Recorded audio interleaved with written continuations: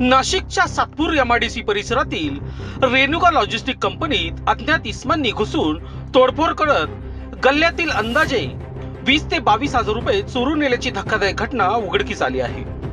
ही संपूर्ण घटना सीसीटीव्ही कॅमेऱ्यामध्ये कैद झाल्याची माहिती समोर येत आहे। कंपनीचे मालक किशोर नागरे यांच्या म्हणण्यानुसार चोरीनंतर संबंधिताकडून तब्बल 10 लाख रुपयांची खंडणी मागल्याची चर्चा परिसरात रंगली आहे।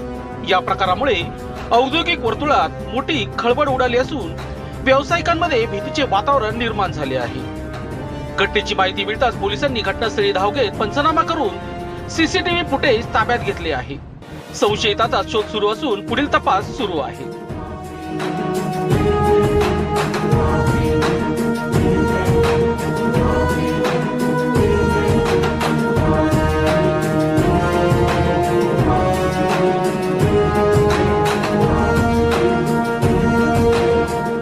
दरम्यान औद्योगिक क्षेत्रात वाढत्या गुन्हेगारी घटनांमुळे सुरक्षा व्यवस्थेबाबत प्रश्नचिन्ह उपस्थित होत आहे।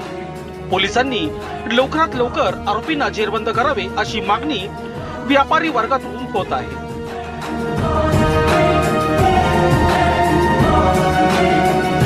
लोकशास्त्र न्यूज वृत्तसंकलन विभाग, सातपूर, नाशिक।